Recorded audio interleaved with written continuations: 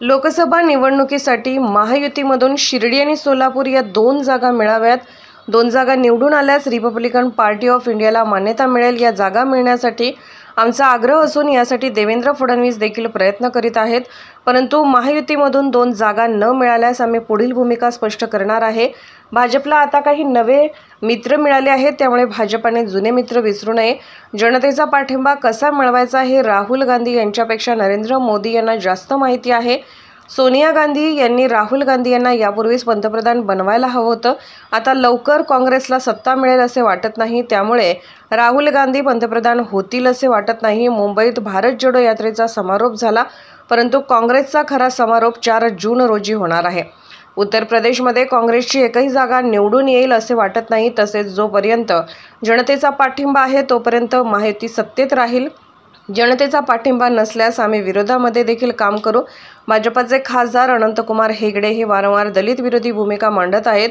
त्यांच्या विधानाचा आणि भाजपचा काही संबंध नाही. देशाचे संविधान बदलायला कोणाला अधिकार नाही आणि ज्यांना संविधान बदलायचे आहे त्यांना देशात राहण्याचा अधिकार नाही.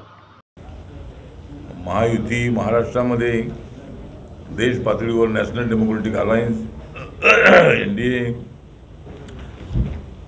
अत्यंत प्लॅनिंगपूर्वक या निवडणुकीमध्ये आम्ही उतरलेलो आहोत. जनतेचा पाठिंबा कसा मिळवायचा हे राहुल गांधींपेक्षा नरेंद्र मोदींना फार चांगलं माहिती आहे. भारत जोडो यात्रेमध्ये सुरुवातीला भारत जोडो यात्रा राहुल गांधी यांनी काढली. लोक त्यांना बघायला आले, गर्दी झाली, पण त्याचं रूपांतर मतामध्ये होईल असं नाही. राहुल गांधींना भविष्यामध्ये कधी पंतप्रधान पदाची जबाबदारी मिळेल की नाही सांगता येत नाही. जनतेने मान्य केलं तर ते सुद्धा होऊ शकतं.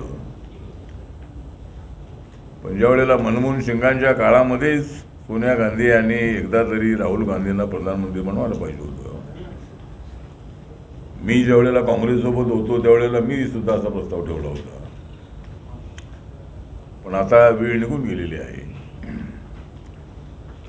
आता त्यांचं काँग्रेसचं युग हे संपलंय असं म्हणणार नाही आम्ही, पण पुन्हा त्यांना लवकर सत्ता मिळेल अशी परिस्थिती नाही. सगळ्या देशामध्ये काँग्रेसला मागच्या निवडणुकीमध्ये 44 जागाचाच पल्ला गाठता आला आणि अधिकृत असणाऱ्या विरोधी पक्ष नेतेपदासाठी लागणाऱ्या जागा त्यांना निवडून आणता आल्या नाही. केरळमध्ये काही जागा निवडून आल्या. ज्या उत्तर प्रदेशमध्ये काँग्रेसने अनेक वर्ष राज्य केलेलं आहे, त्या उत्तर प्रदेशमध्ये मागच्या वेळेला एकच जागा निवडून आली होती, आदरणीय सोनिया गांधींची. पण या वेळेला काँग्रेसची एक सुद्धा जागा तिथे निवडून येणार नाही. उत्तर प्रदेशमध्ये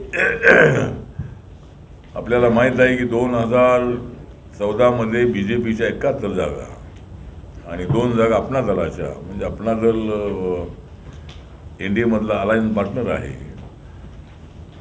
अशा 73 जागा निवडून आल्या होत्या. 5 जागा समाजवादी पार्टीच्या आणि 2 जागा काँग्रेसच्या. 2019मध्ये सपा बसपा UPमध्ये एकत्र आले आणि निवडणुका लढल्या गेल्या. त्यावेळेला BJPच्या फक्त 9 जागा कमी झाल्या, त्यांच्या 65 जागा निवडून आल्या. अपना दलाच्या 2 जागा निवडून आल्या. बसपाच्या मात्र 10 जागा निवडून आल्या समाजवादी पक्षाच्या पाठिंब्यामुळं. पण समाजवादी पक्षाच्या 5 जागा राहिल्या. तर यावेळेला आमचा प्रयत्न आहे की उत्तर प्रदेशमध्ये माझ्या पक्षाने निर्णय घेतलेला आहे की उत्तर प्रदेश आहे, राजस्थान आहे, मध्य प्रदेश आहे, छत्तीसगड आहे, अशा काही राज्यामध्ये आम्ही एकही जागा निवडणुकीमध्ये उभी करणार नाही. त्या ठिकाणी पूर्णपणे BJPला साथ देण्याची आमची भूमिका आहे. आणि गेल्या दशकामध्ये देश प्रगतीच्या दिशेने पुढे जात आहे. इकॉनॉमीमध्ये आम्ही 10 नंबरवरून 5 नंबरवर आलेलो आहोत.